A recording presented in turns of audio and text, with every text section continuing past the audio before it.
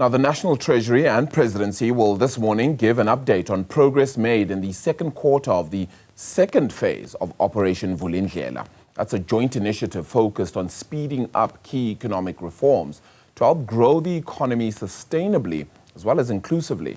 Ntokozo Khumalo will be at the Johannesburg Stock Exchange in Sandton, where a progress briefing is expected to kick off, and that's set to happen in around 48 minutes or so. But she joins us in studio for now for a quick preview before heading out to that one. Let's talk about this in Ntokozo a little bit more. The Presidency and Treasury releasing that 2025-26 first quarter progress report in July. What are we looking like right now? And of course, the expectations when it comes to that briefing a little bit later this morning. Morning, Arabilo. And I'm hoping to progress to Sandton through the traffic smoothly. Not that far, you'll be fine. Yeah, but I can't get that 40 minutes. There's that gap you might need. We'll get you out of here quickly. But certainly some progress that has been made from Operation Vulindlela, the first phase.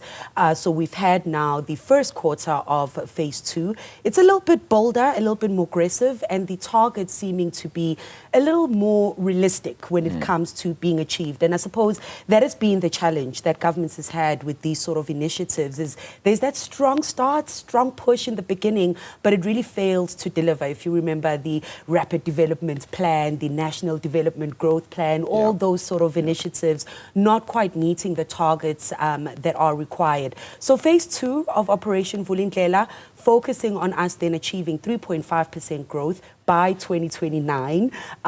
We stuck at around 1%, so it's hoping to add 2.5% growth.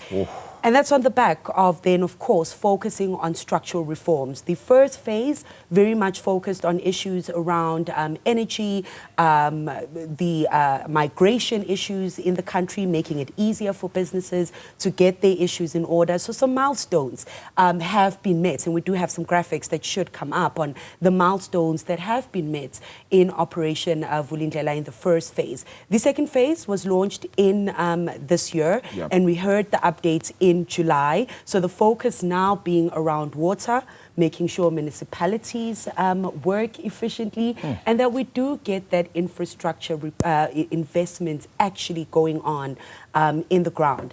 And I'll link it to something, Arabile, because it is still cautious optimism of what will be achieved in the second phase. But Statistics South Africa, they work on a report that's called the Capital Expenditure Report by the public sector. So they released that report for 2024.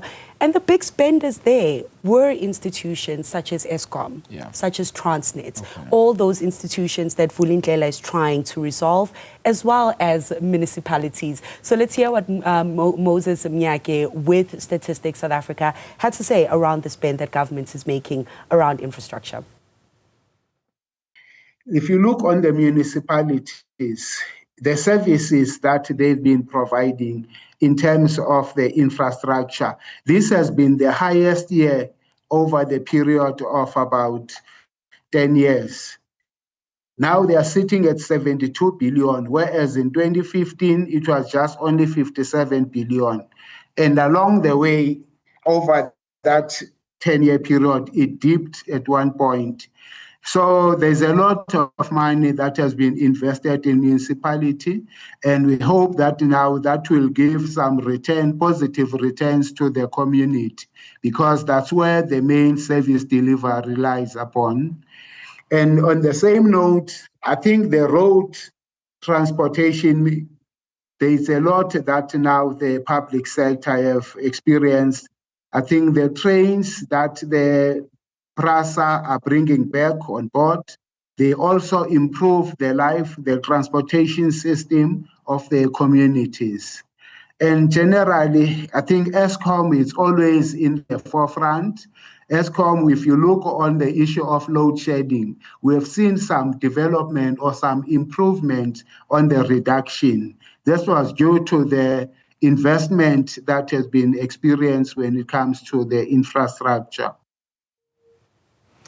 Also, you'll note my skepticism to all of this. And I mean, we've both followed this story for a very long time, particularly on South Africa's growth, right? But this, in a way, has to be an admittance that we just haven't been doing our job. Because right now, to try and get this additional 2.5 percentage points of growth, that just means everybody needs to actually do their job, which is what we're saying people must do here. And now we're going to applaud them for it. We have to have a whole new operation in play.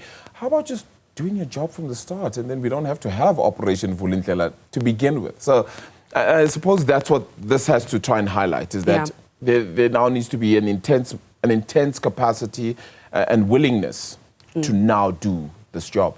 Well, to be honest, your sentiment is valid, and I'm sure many South Africans share that sentiment, because it's the disappointment of buying into big programs and initiatives that you have the belief will make that difference. But it is also about how long it takes to work through those issues. Remember, Team Operation Vulindlela is made up of a technical team from both the National Treasury and Presidency. They've really been trying to highlight that they've got technical teams that they engage bi-weekly, every single week. They are more intense about ensuring that these issues are dealt with and implemented. And I suppose it's counting the few goals that we may have, as long as it takes. 2029, the criticism there is, it is around the corner. It's less than 4 years. Operation Vulindlela launched in 2020. We are now in 2025. We have not achieved the growth that the first phase said we would. So the likelihood of us achieving phase 2, but of course those milestones in the structural reforms that are seen, hoping to then, revive business confidence, revive consumer confidence, and will eventually trickle into the economy if it's gotten right to get those infrastructure projects going. This revival is going to have to be prayed for in many ways as well. We didn't achieve anything out of the NDP as yet. We haven't achieved much of Operation Vulindlela as yet.